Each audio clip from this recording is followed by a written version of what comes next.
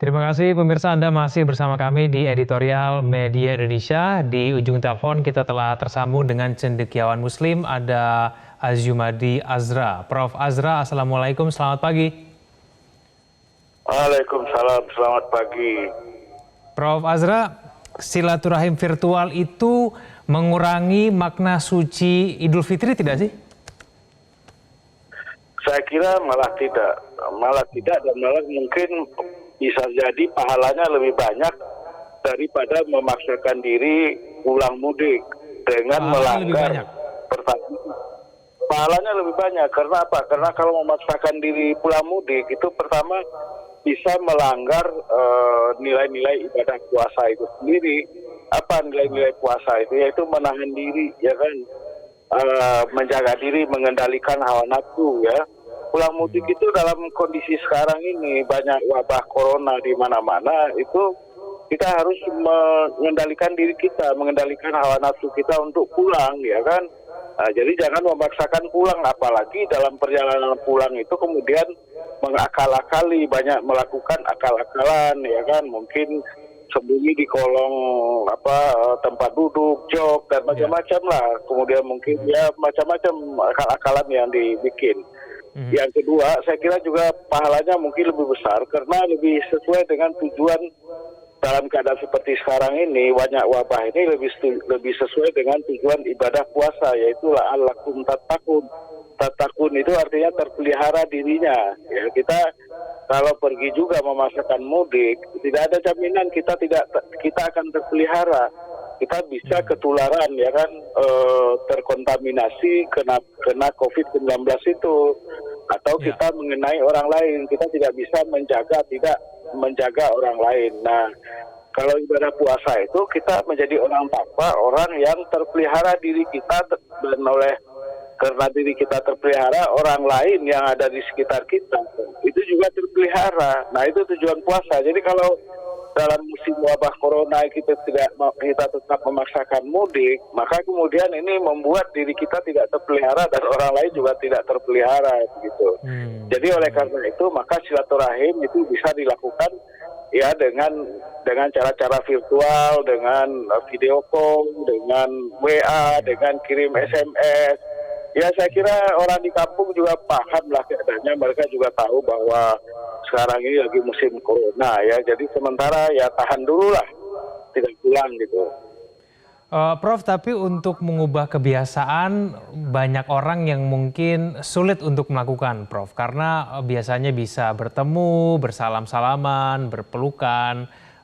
Mungkin buat banyak orang ini tidak mudah dilakukan. Kita tahu bahwa sampai saat ini sudah ratusan ribu kendaraan yang kemudian melakukan perjalanan ke Jawa Timur dan kemudian mungkin Jawa Tengah. Nah, ini bagaimana, Prof, kalau kita mencermati mengenai keadaan yang sudah seperti saat ini begitu? Iya, saya kira ini tergantung dari kemauan baik kita, ya. Kemauan kita untuk menyelamatkan diri sendiri, untuk menyelamatkan orang lain, untuk membantu negara kita, ya kan. Kasihan sama petugas-petugas medis, ya kan, dokter, perawat dan lain sebagainya. Juga kasihan para pimpinan kita di kampung dan lain sebagainya. Jadi oleh karena itu ya tahan dulu lah, walaupun mungkin keadaannya mendesak. Ya, keadaan mendesak itu misalnya ada orang-orang di perkotaan ini, di perkotaan mana saja, di Jakarta, Surabaya dan lain sebagainya, yang memang tidak ada lagi yang bisa mereka kerjakan. Ya, kena PHK, ya kan, mungkin tidak punya uang lagi. Nah, untuk sementara ini saya kira memang agak susah. Cobalah datangi misalnya ke masjid atau ke tetangga atau kepada pimpinan yang ada di sekitar untuk meminta bantuan. Dan kita juga berharap di dalam masyarakat yang berpunya, yang masih punya rezeki, yang masih punya tabungan gitu, ya. Coba dibagi satu kawan-kawan kita yang memang nasibnya susah, gitu. Mereka pulang supaya menyelamatkan diri mereka, kan.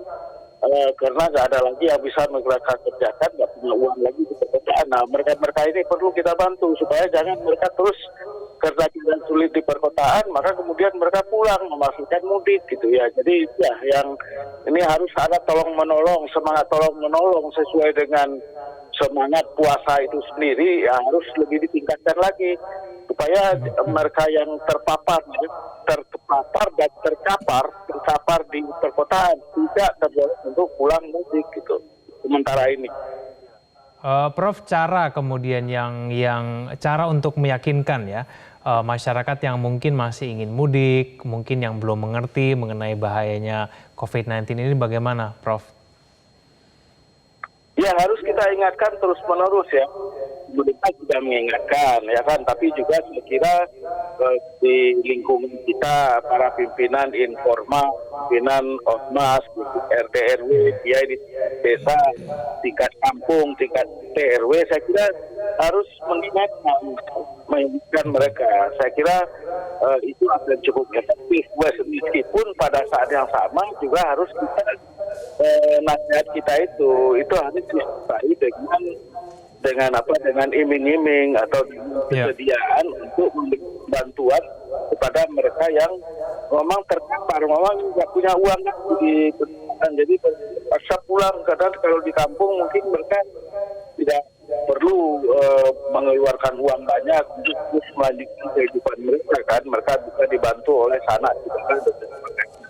Baik. Itu alasan pertama kenapa kemudian Prof, terakhir ini mengenai sholat Id, Prof.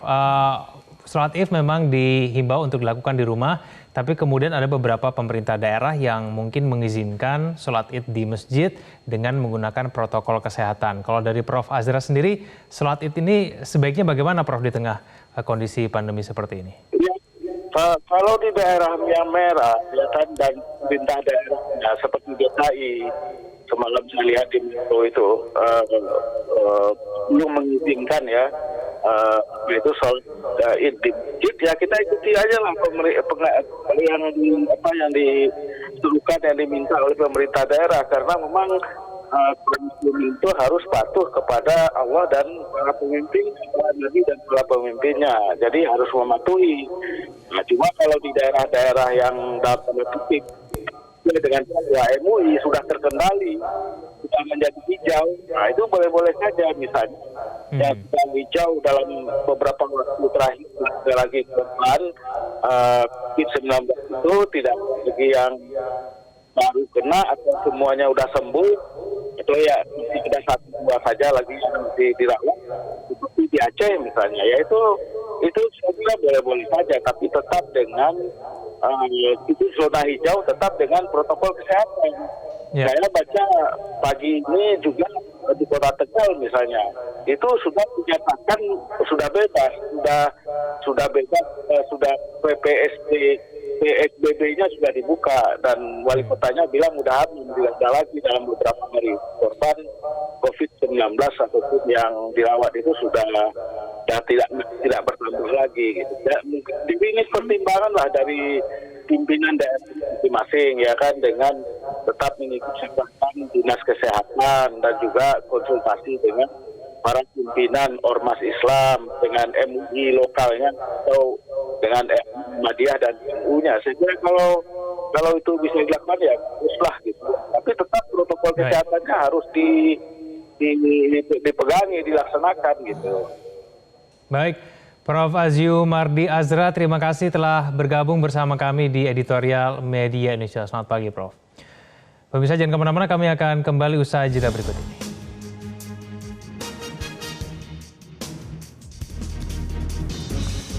Kembali bersama kami di Editorial Media Indonesia, kita akan mulai menyapa penelpon kita pada pagi hari ini. Pemirsa, kita sapa Pak Edward dari Bengkulu. Pak Edward, selamat pagi.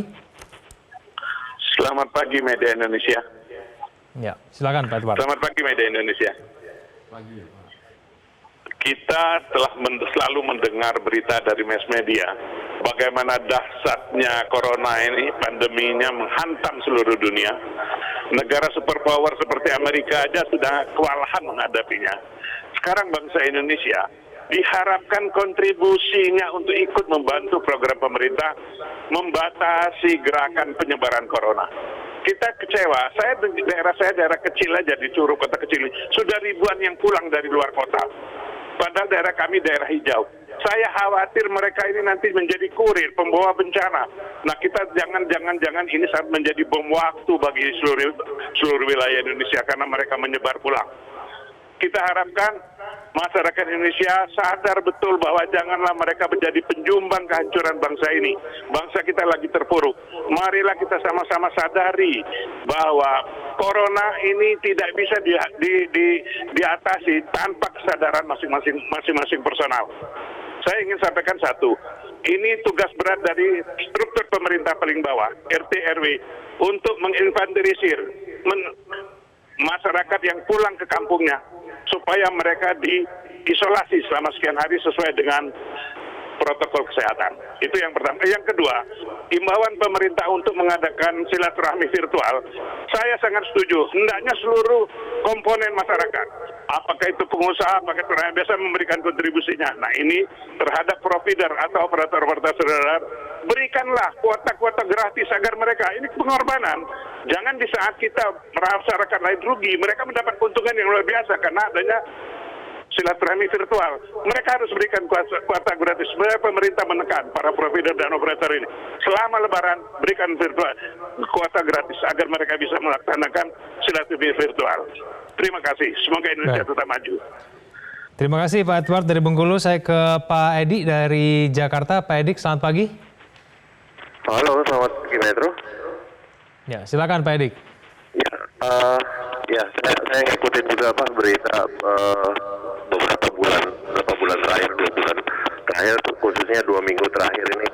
Saya lihat miris hati rasanya untuk melihat kalau di media itu orang-orang masih kumpul, terus beberapa hari belakangan ini orang pergi ke pasar, ke tempat belanja dan sebagainya, orang masih kumpul saat kita seharusnya menjaga jarak ya, harus ada social distancing dan juga physical distancing, tapi kayaknya orang nggak peduli ya. Saya kadang-kadang berpikir kita buat apa sih repot-repot mau beli baju, mau beli aksesoris dan sebagainya, kalau pada akhirnya kita terpapar dan terjangkit COVID terus sakit dan ngeletak di rumah sakit, itu yang kemungkinan yang terbaiknya ya, kemungkinan terbaik terburuknya ya. Pak Edi, mohon maaf ini gangguan komunikasi agak sedikit buruk begitu, mungkin bisa dijauhkan dengan mic-nya. Ya, dicoba lagi Pak Edi. Yang saya sampaikan adalah, halo? Ya silakan Pak Edi, lanjutkan. Iya. Untuk kemungkinan yang saya sampaikan tadi, jadi misalnya saya cuma miris dengan lihat kondisi di lapangan, orang-orang itu masih tidak peduli dengan kondisi yang serius seperti ini gitu loh. Mereka masih berkumpul, masih ada di jalanan. Harusnya mereka tidak melakukan hal seperti itu gitu. Nah, yang saya juga mau ini kan sampaikan juga, saya juga respect dan angkat topi untuk tenaga medis, untuk tenaga semua yang ini. Saya berharap mereka tidak melakukan aksi seperti kemarin yang mengatakan kayak Indonesia terserah dan sebagainya. Kita berharap mereka tidak ngambek karena kita betul-betul membutuhkan mereka sebagai garda terdepan untuk menangani COVID-19 ini. Tanpa mereka ya saya rasa kita tidak bisa memerangi COVID-19 ini gitu. Baik, terima kasih Pak Adik dari Jakarta. Saya ke Pak Bambang dari Surakarta, Jawa Tengah. Pak Bambang, selamat pagi. Selamat pagi Metro TV dan selamat pagi saudaraku bangsa Indonesia. Ya, silakan Pak Bambang. Hari Raya Idul Fitri 1441 Hijriah jatuh pada Ahad 24 Mei 2020. Dan kami mengaturkan mohon maaf lahir dan batin, semoga Allah Subhanahu wa Ta'ala menerima ibadah puasa kita, melimpahkan karunia dan rahmatnya, serta menghindarkan kita semua dari serangan wabah virus corona. Lebaran di saat pandemi virus corona sangatlah berbeda dengan lebaran biasanya. Di mana Mas? Kita diatur dengan protokol kesehatan sebagai upaya untuk memutus mata rantai penyebaran virus corona. Kita dilarang mudik, kita dilarang berkerumun, kita harus sholat id di rumah, dan sebaiknya kita juga harus bersilaturahmi secara virtual atau online. Lah, kebetulan Mas, nanti jam 9 di depan kantor Balai Kota Solo, kami akan mengajak masyarakat untuk aksi, yaitu mengajak di rumah saja, silaturahmi cukup online. Kami juga akan menyerukan, Indonesia jangan terserah. Ya, terima kasih. Baik, terima kasih Pak Bambang Saptono dari Surakarta, Jawa Tengah. Pemirsa, kita akan mulai membahas mengenai tanggapan-tanggapan dari Anda yang disampaikan melalui sambungan telepon. Kita akan bahas usai jeda, jangan kemana-mana, tetaplah bersama kami di Editorial Media Indonesia. Kembali bersama kami di Editorial Media Indonesia. Mas Eko, ada catatan khusus mengenai tanggapan dari penelpon kita pada pagi hari ini, Mas Eko? Ya, saya kira mereka ketiga-tiganya mungkin kecewa ya dengan situasi seperti ini. Bahkan bukan saja penelpon, tapi juga tenaga medis. Kalau kita melihat kemarin di media sosial, sempat ada tagar Indonesia terserah gitu kan. Ini kan juga bentuk ekspresi kekecewaan juga. Kita yang berjuang mati-matian, kira-kira begitu ya, tenaga medis, tapi di luar sana mereka tidak tetap mematuhi protokol kesehatan.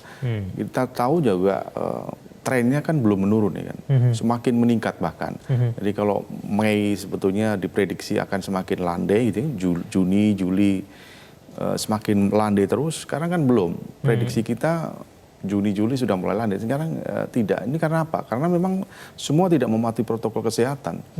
Mudik juga aturannya nggak jelas juga kalau menurut saya.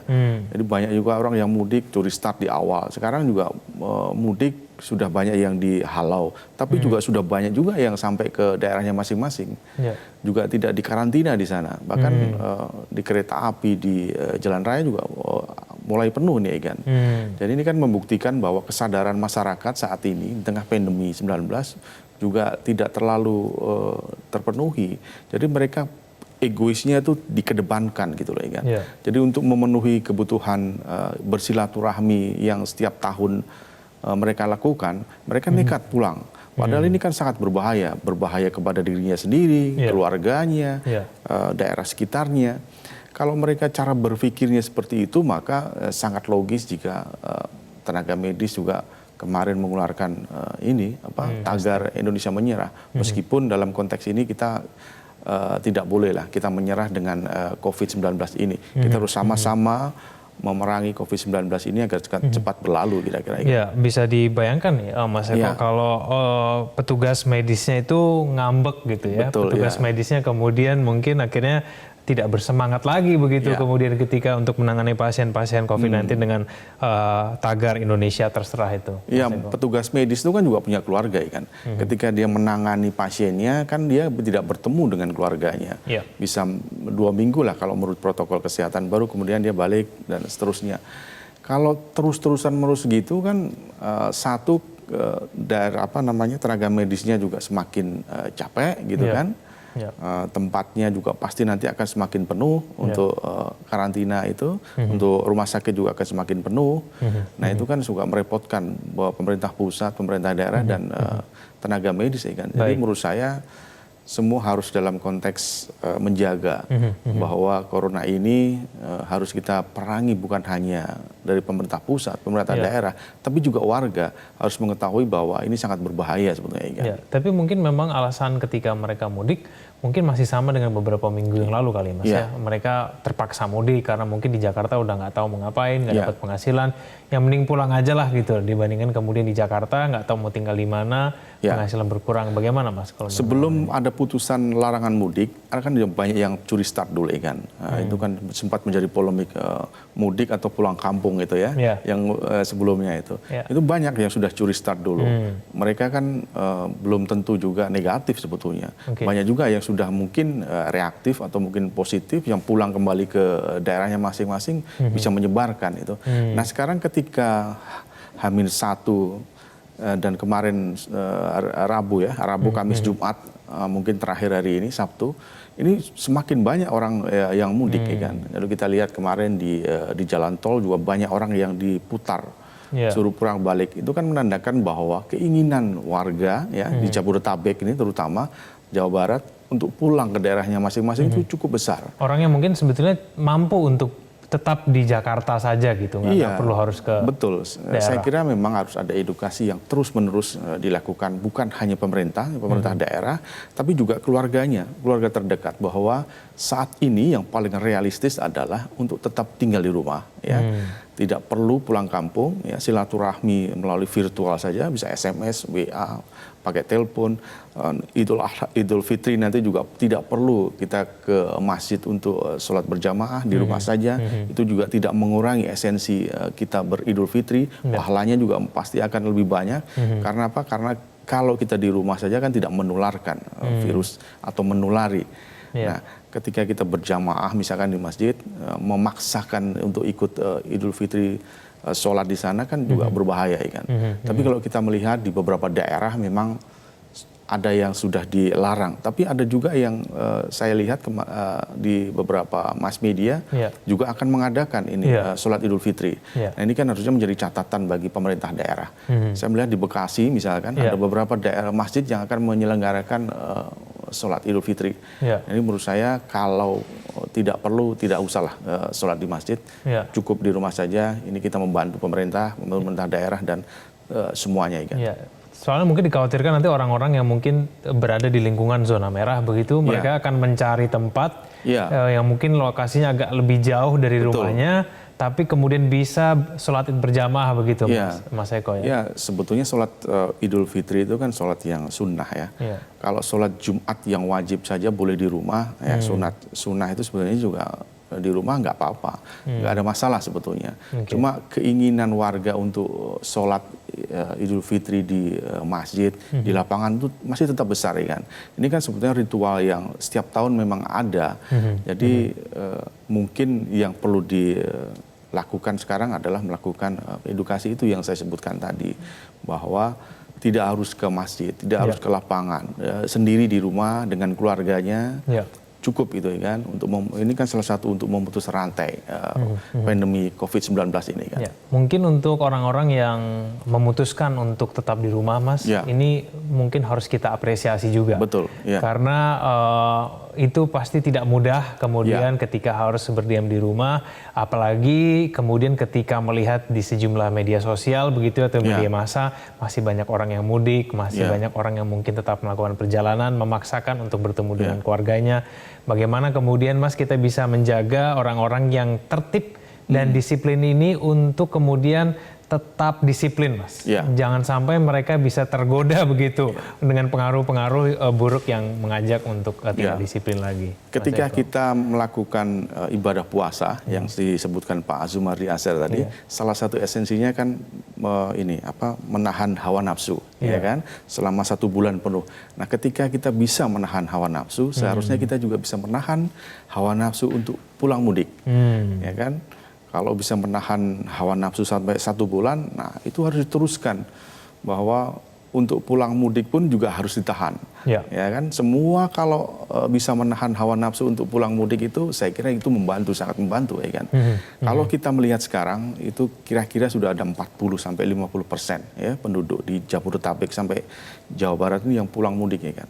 Nah, sisanya masih bertahan. Nah, kita yang berharap nih yang sisanya ini untuk tidak mengikuti mereka yang sudah pulang. Ya, tinggalkanlah egoisnya, ya, untuk sementara untuk tinggal di rumah. Ikuti protokol kesehatan, ikuti pemerintah, ikuti anjuran MUI untuk tinggal di rumah, sholat di rumah, agar tidak ikut menyebar semakin masif COVID-19 ini, kan. Baik, Mas Eko, terima kasih telah bergabung bersama kami di editorial media. Selamat pagi. Dalam konteks Idul Fitri, kita mendorong seluruh warga benar-benar menjalankan protokol kesehatan, mengingat bahaya penularan COVID-19 belum berlalu. Kita mendesak agar warga merayakan Lebaran di rumah saja. Aktivitas silaturahim dan halal bihalal cukup diungkapkan secara daring melalui saluran virtual. Selain kata maaf dan ucapan tulus, sangatlah terpuji untuk peduli dan ikut menjaga agar saudara-saudara kita di seluruh tanah air tetap sehat. Bukan sebaliknya membiarkan mereka tertular dan menularkan virus berbahaya kepada sesama. Terima kasih Anda telah menyaksikan editorial Media Indonesia. Selamat pagi.